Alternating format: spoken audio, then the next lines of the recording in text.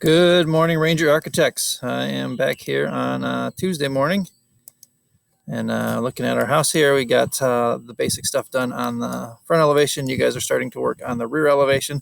And so I'm going to give you a few more things to finish up your front elevation. A couple things. There's a line weight tool here. If you don't have that on your home computer, you might want to install that. If you come over to this little sidebar where it says customization, turn on line weight, check that, and then you can toggle the line weight here and here.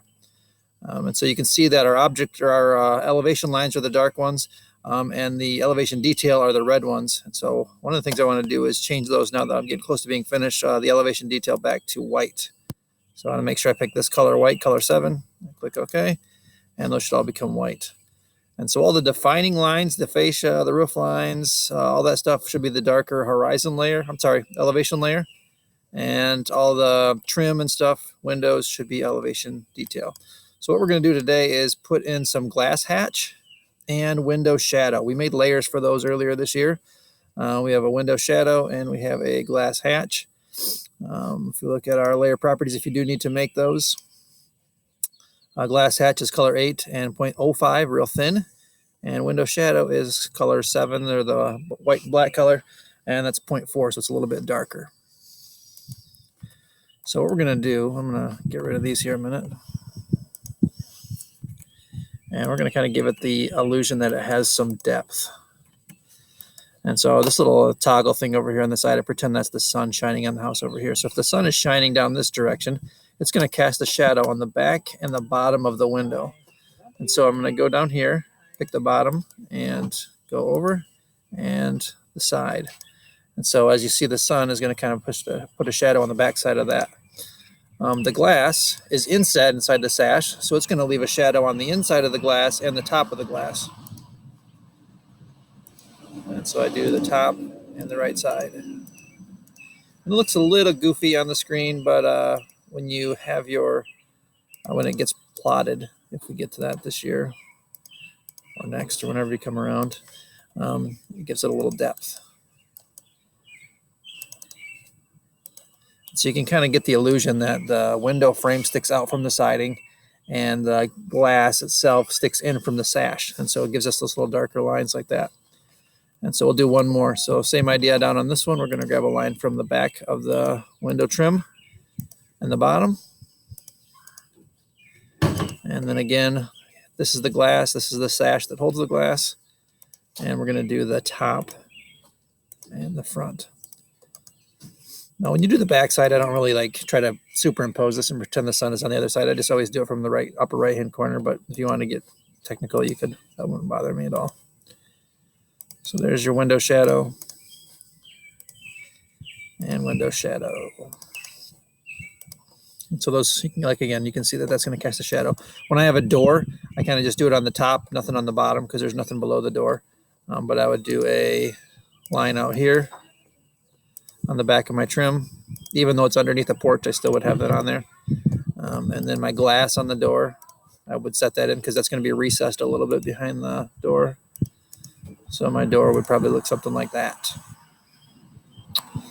All right, so that is the window shadow line. And then the other one that's a little easier is the glass hatch. So I'll switch layers to glass hatch. I'm going to go to my hatch tool. Hatch pattern, ANSI 37, which is the X pattern.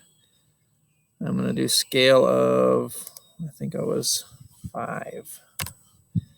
And I'm going to pick inside the windows.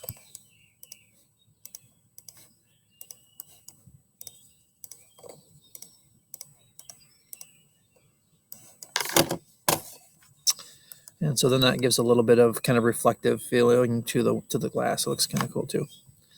And so the corner mold, I don't remember if I said that the other day, that should be on the detail layer, elevation detail. Anything that's not a major defining line should be on elevation detail, so any trim.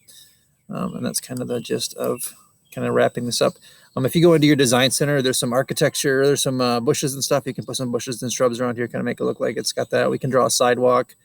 I'll go to elevation layer, grab my line tool, pick a spot that's kind of where your head is going to be drawn to, kind of about maybe 6 feet up here. And we can draw a sidewalk coming out, even though my house doesn't really have a sidewalk here. Maybe if it were in the city, it might. And so I kind of create a vanishing point in that glass, and then I trim this out.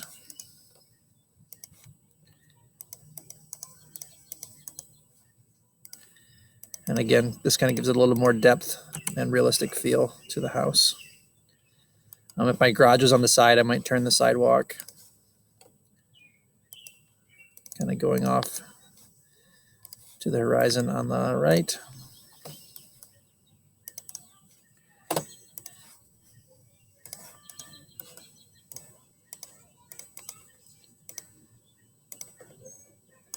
And I'll turn off my line weight so it's a little easier to see on the computer screen, but you kind of get the idea of sidewalk. So create a vanishing point. Sometimes I'll put it in the middle of the house. Sometimes I put it in the center where my eye wants to be or what feels right.